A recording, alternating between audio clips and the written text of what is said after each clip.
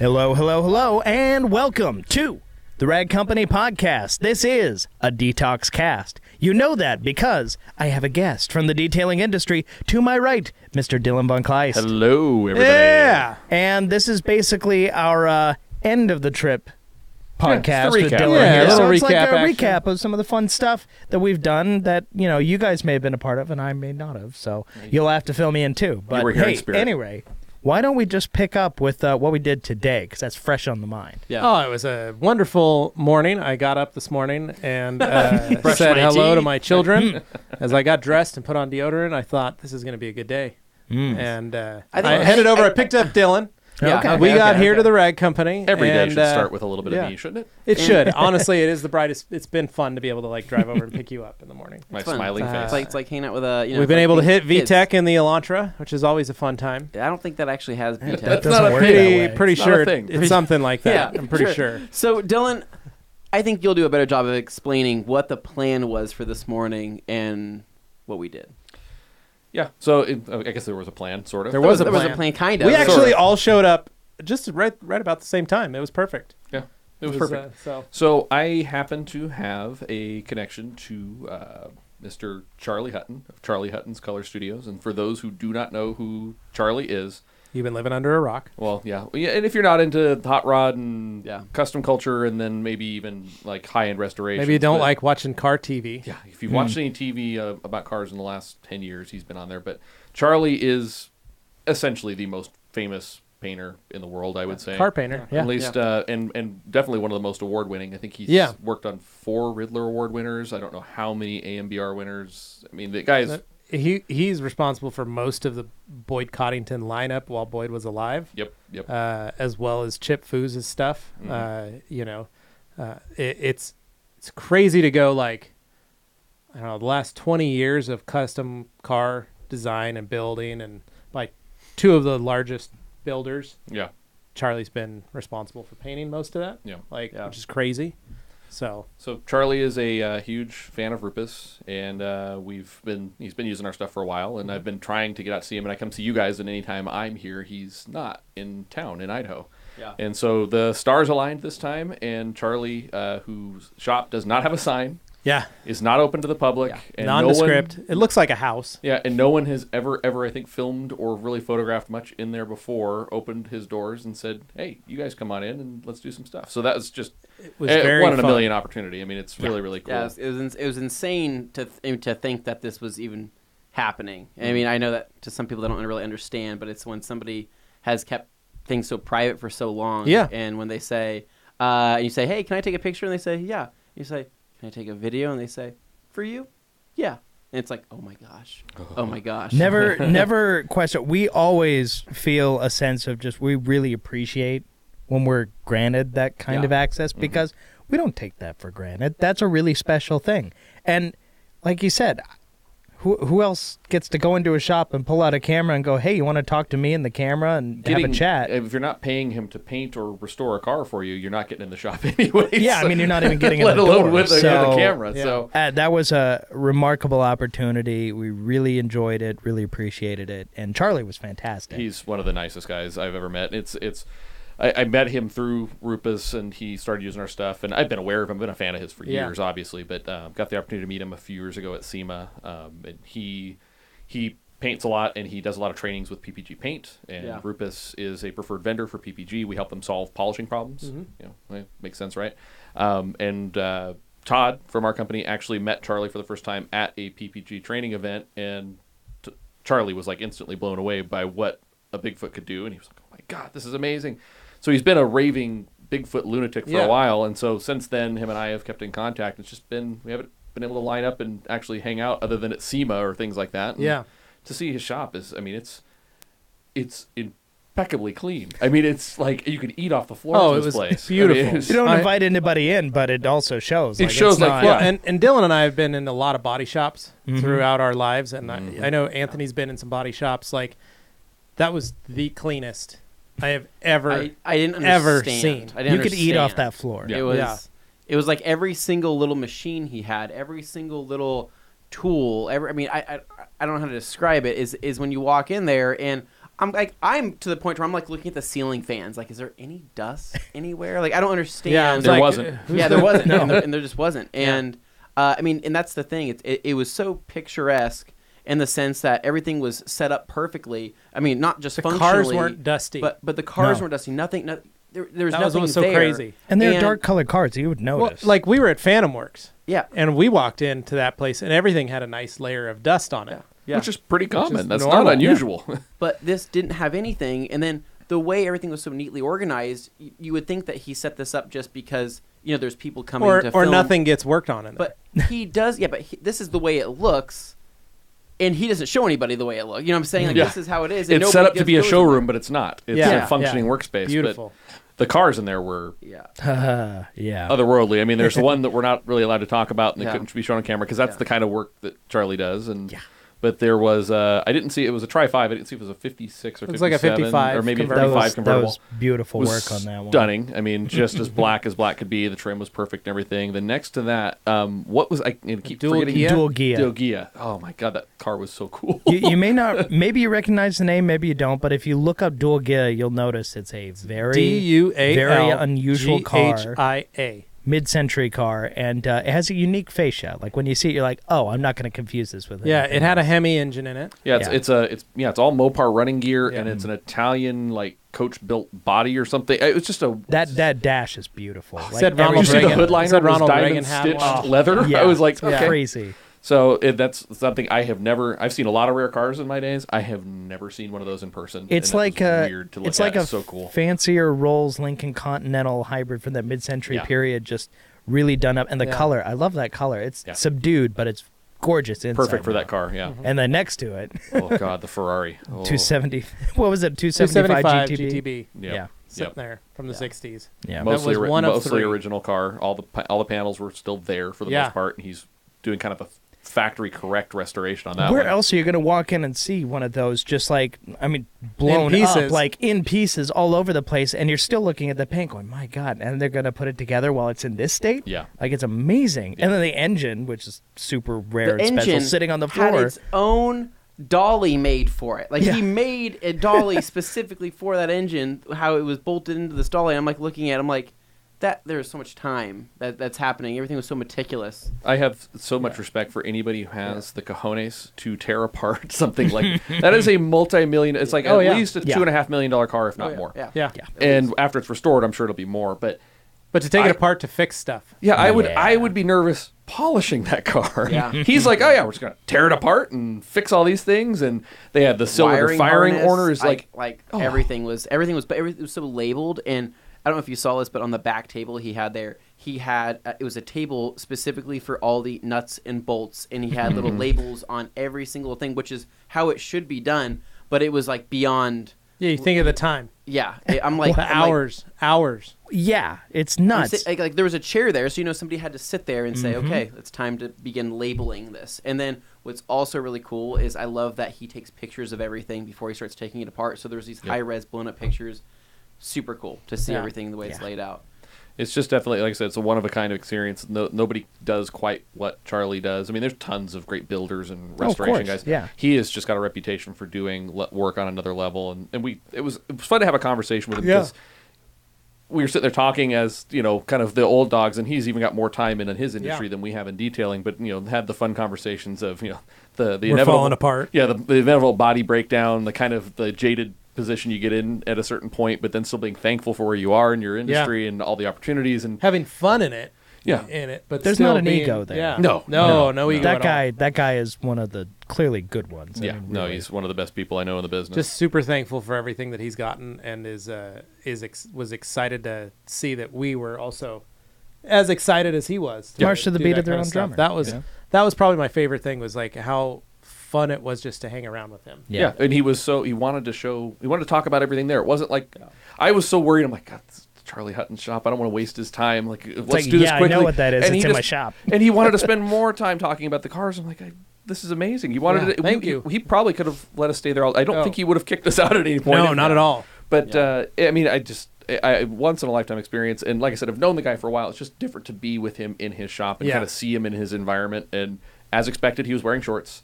Yeah. I warned you. So I don't think I've ever seen the guy wear pants. Yeah. He wears shorts. Doesn't matter if it's 30 degrees outside. He's in shorts. But he didn't have the flip-flops on today. He did not. He had work boots. So Closed toe. It was, well, he said the toe comes off and it turns into an open face. So a work boot sandal. But what was your guys' favorite part of the shop? I mean, there was so many different intricate things, and it was a custom-built shop specifically for him and everything that he wanted to do. Did you find anything? I did like how he had it sectioned off in spots with garage doors. Yeah. And ducting and seals. And Can isolate the work areas. He had that huge Kaiser air compressor and then all the beautiful blue piping throughout the place. I want to say, rad. I think that Dane's favorite thing, okay. Do you know what my favorite detail of that whole place was? I mentioned it to you guys. I think I do, but I'm just going to take a guess.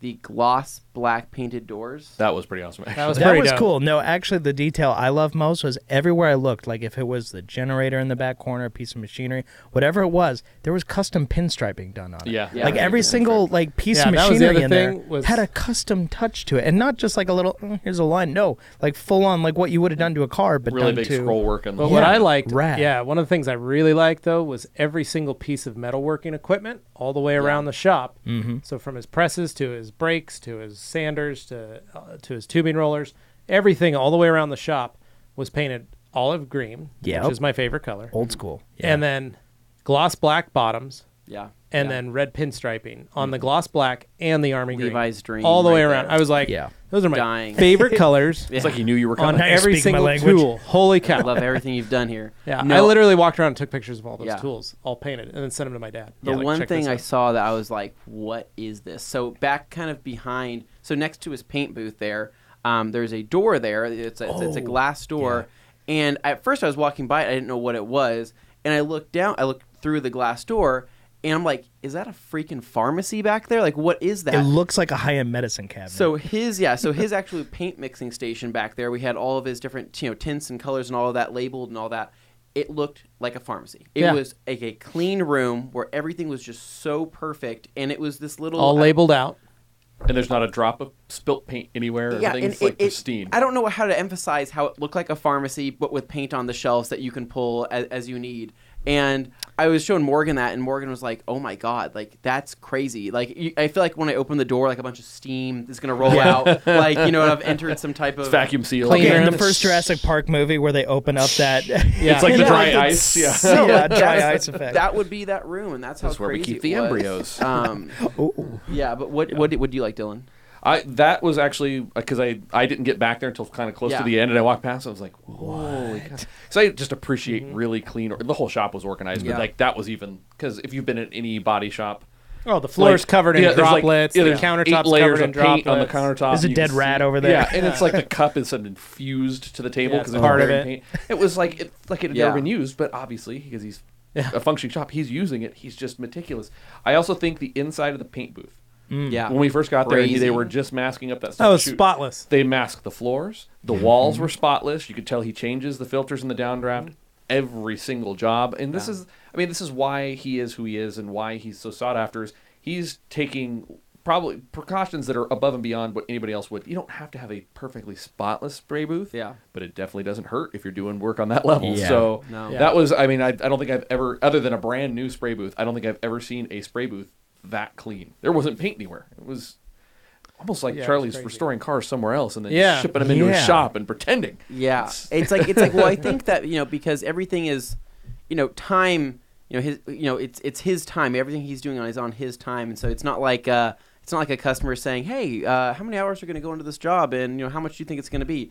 They don't ask that question, right? No. So it's all of his time. He was literally gets money wired to him from people. Yeah, you didn't hire the time guy. You hired me. Well, it's going to happen when I decide. And that's where you have to think about it. If we weren't a detailer, if you're a detailer and you're not on a time restraint, right? In that same field of things, like if I were to drop my compound, right? I spill some compound on the floor, right? Me being paid for my time and me I want to get that job done, I'm going to probably look at the compound and say, I'll wipe that up later, right? And I'll worry about that later. Or I drop a towel on the ground, I'll probably throw it off to the side so I don't pick it back up or something like that. Him, if he dropped some paint on the ground, I could see him saying, "Well, I'm going to go ahead and clean that up right now. Set things back down, go and get it, clean it up, right?" Because he's not on any type of restraint. He can just do that, and I think that's how things probably stay so nice. But I think that's just who he is as a person as well. Yeah. Well, and he mentioned specifically, like, he's at the point in his career now. He was kind of over the whole deadline thing when he was on TV. Yeah. That whole show, as most automotive TV shows, are driven by a ridiculous deadline. We have to build 8 cars in 3 hours. Yeah, you're like, why? Because we decided that was arbitrarily high pressure, but arbitrary. Then he's competed for these awards, and the way especially the classic like Resto Mod and all that kind of stuff, those cars get debuted. They have coming out parties at very specific shows. If it's not Autorama in Detroit, it's Grand Nationals in Pomona. And those deadlines do come up. So there's real deadlines. And he was basically very candid in saying he's done enough deadline work. He doesn't have to. So he doesn't actively take on those projects as much anymore. Yeah. So he's got the luxury of being at the point in his career where he gets to say yes and no to the jobs he wants to do. And right now he takes on a lot of jobs that there isn't a scheduled debut for this car. It's done when it's done. And we kept comparing it back to detailing. And it's funny, we see it a lot in Rupes because we play in both sides, both body shop and detail, but there's so much commonality between those industries, like guys who paint and customize and finish cars and detailers, but for some reason they don't get along. They don't. Like the painters blame the detailers and or just basically going, fix this, and the detailers always blame the painters for doing bad paint work. Yeah. It's so funny. There's only a few painters like Charlie. Who polish and go, holy cow, it made, like what his comment on one of his things was like, that new wool worked so well, it made me like look like a real painter. Because he could actually like finish the car properly. Yeah, he is one of the few guys that finishes. I mean, there's a lot of guys, but the kind of upper echelon guys are the guys who see it all the way from he's building the car, he's prepping the panels, he's they have the time, sanding, base coat, clear coat, he shoots it, and then he was talking about, I mean, they're sanding all the way up to 5,000 grit, then they're doing multi-stage buff outs. I mean, this is the highest of the high-end paint finish, and you have to appreciate that even if you're not into old cars. He does. I like a lot of people seem to think, and rightfully so, because of his ties to Foose and Coddington, is he's all hot rods and stuff. Yeah. But there was a Ferrari in there, and there's I mean, there's just a random mix of cars, and then we're trying to get Anthony's Civic in there, and shockingly he wouldn't take it. He might. I mean, you're just probably not going to get it back. The first words out of his mouth were, "What loser drives a Honda Civic?" Yeah, no, so he didn't actually say that, Dane. But I would say, excuse me, sir, how would you like to paint a Honda Civic and make it really worth 40 times worth what I paid for it? Well, and what's cool it's really is, famous on the internet. You just know that you probably wouldn't get it back for 3 years. Right. I wouldn't. It would be worth more money that way. And I'm like, and then when I get that daily driver back, I'm like, well, I'm kicking out my other nice car because that paint job is worth more than my car now. Both these cars combined. Yeah. So this was an intelligent You choice. sell the Evo just to fund a paint job for the Civic. But so the one choices. car that we can't talk about, well, I'm going to talk about it without talking about it. So there was the transition from the satin paint to the gloss paint on it was gorgeous. Was like one of the coolest things I've seen, and not just that, because he was doing a lot of the actual frame painting and things like that on the interior, and there was all these different color changes everywhere. But I love that the roll cage was also that matte color. But the transitions were just so seamless to where you would be like, is that trim? You think it's vinyl or something? Well, that's what I was going to say. The graphic on the outside, most guys would do a vinyl. You know, they'd finish painting and then they'd stick the vinyl on. He painted on it, and the lines were so perfect. It looked like a vinyl dye, like but he probably backmasked it. But I mean, it's amazing. Like in the back of the car, where it kind of where the I don't know what to call it, where the trunk recesses, where the license plate goes, right? The taillight bezel, and it was that perfect transition from gloss to satin. I'm like, crisp line, right on the body line. God, perfect. I'm like, that's literally. You try it at home and it just looks like this. Yeah, I can't paint a flat wall and not get paint on my baseboards. No. Yeah. And this guy's like, oh yeah, curved. Yeah, I can do that. We did ask him, and he said he had some rollers.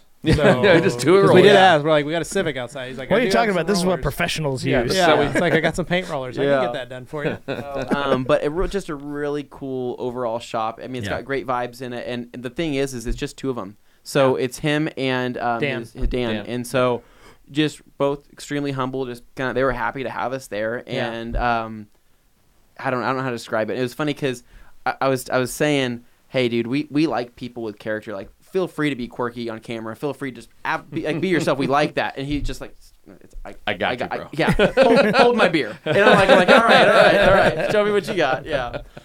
So those will be it was fun videos when they come out. You guys got to get him on. He sounded very interested in being He on a did. podcast. I think he would be a needs to come fun down and guest. visit. he'd be a blast. And really, I think a lot of, we wouldn't even have to talk. We would just say, hey, take it away. Tell us He's some got stories. stories. Welcome to the Rad Company podcast. Charley Hutton, take it away. And then, if you're listening, Charley, thank you very much for today. Tell us more. Hour 3, keep going. Oh, I can't stop. You can just keep talking. Yeah. No, we appreciate it, Charley. If you do happen to listen to this, we appreciate the time today. It was awesome getting to hang out with you, and Seriously, a little bit of polishing on a car, and just swapping stories and hanging out, and that was a blast. Yeah, we had a good time, and then we did some list videos when we got back. yes, And then yesterday, Dane was gone, so yeah. We were Daneless. Yeah, so we didn't have Dane, so we just shot a bunch of videos. We did. They got so much done without me. We did some, Very productive. we did Quality, It I worked, can't comment yeah. on quality, but you know. We did a couple videos. Dylan and I did, and then Yeah. Morgan and Dylan did some videos. We had some fun interactions that we think you guys will like when you see them. I will be in the Morgan Learns Detailing series. I saw some. It looks was like fun. It was really great. We were able to get a lot done last night. After the Q&A Thursday, we went out to Sockeye We did, yeah. and had some. I had the Helldiver finger steaks. Oh, how do you like those? They by were the way? delicious. They were just finger steaks. Yeah, and so Yeah. Dylan Dylan got had some his comfort food. comfort The bowl. comfort bowl. Oh, comfort bowl. I was so comfortable when I was done. Oh, I bet you were. Yeah, no. Sockeye. So Sockeye is It's one of the oldest breweries Yeah, in Boise. in Boise, and so you guys probably heard of Sockeye Brewing. They do can their stuff here, and I believe It's all over. You can find it all Find over. it all over the place. And so yeah, going there, had food there. Today, again, went and saw Charley, and then we finished up with some list videos. Yeah. What we did just prior to this, and so a couple list videos. I think you guys are gonna like them. They're fun. They'll be fun. Yeah. They'll be easy. Should we mention the other thing we did today? Is the podcast going to be out in time for that to be relevant? We launched something Yeah, that you've probably already seen. I wonder if it would be out in time. I think it'll be. Okay, push it. yeah. All right, go for it. I'll So- get this out early next week. So if you'll be hearing this, it's already out there. We're a little late. If you We didn't said already look at it, you should probably get on it. People, go tell to us. Instagram, Yeah. and look. Go to the There's something- ragcompany.com. Go to the Rag Company Instagram and the Rupes Yeah. USA Instagram. and we are on giving there. away a brand new 15 Mark III premium kit. Right here. Wait, no, that's Oh, just yeah, that's not it. That's, Yeah. just kidding. No. That's a Nano. Never No. mind. Wrong tool. Yeah. Yeah, so that's a 15 Mark III. So the brand new Mark III bag, apron, paint inspection light, cable clamp, The whole cloth shebang. pad tool, wool pads, foam pads, compounds, all the goodies. And Apron. Apron. I mean, you can look all cool. That's a- You can look just like that's a Jason. huge value. Yeah, you could look like Jason. Yeah. You can wear Jason Jason Rosen in a training. Oh yeah. Yeah. And Who doesn't want that? But we are that is currently going. What's the end date on that? So when they are listening to this, we are drawing on the 7th. Correct. So we're going to be drawing on the 8th, which would be a Friday, and we're going to be doing that at noon. So technically, the giveaway ends. It's going to be ending the night of the 7th. So we want all those entries Thursday night in. the So 7th. Thursday night the 7th. Get this in before that. Basically, you're reposting a picture. You are using the tag Mark III giveaway, and pretty simple, pretty straightforward. How this is going to work is a good old-fashioned ticket giveaway. So we're going to basically put all these tickets. We're going to have Morgan write out all the names because I was telling Dylan, I think that's so much more fun than doing a tradition, or not the traditional, but doing the untraditional random name generator. And you click it. Yeah, we're actually going to put it in a hat. Yeah, Or a bucket. One of those rotating things. We have like a bingo game. We have our bingo drawing thing. So we're going to have all the names written out, put them inside there for everybody that participated in that. And on top of the actual polisher, we're going to be giving away some Rag Company stuff as well. So we have a couple more prizes. It'll be towels. We might throw in a banner, maybe a hat, something like that. In total, there'll be 5 winners. Five of winners various total. levels. Yep, One yep. grand prize winner for the Mark III premium kit, and then everybody else will get something else. But Yeah. 5 people are going to win something.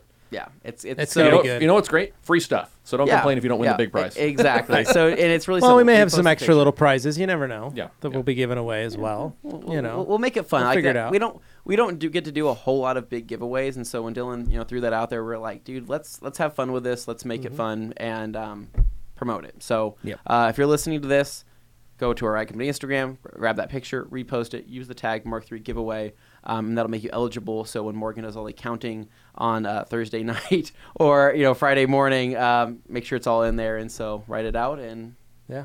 best of luck to you. That'll be Yeah, good. good luck, guys. Yeah. All right. Well, Yeah. These Guess boys that are going to pretty get some much, beers in them and some food. I think Yeah. so. Dane, you excited? Well, Dane's very excited. This is like Last Supper for me. It is. Dane's not going to be with us next week. Yeah, so I guess he is going to be going under the knife. Even though this is a Dylan episode, I'll just fill in because it's timely. Do it. Basically, the reason I wasn't here yesterday, for those who want to be in the know, I was at the hospital. I was getting a procedure done. The old roto-rooter, as you call it, colonoscopy. Anyway, gross. So well, and it's because they found a stricture in my intestines, so that was a big deal. So sorry for all the gross details. I'm not going to get into all that. I'm just giving you the basic, high level flyover facts, high level.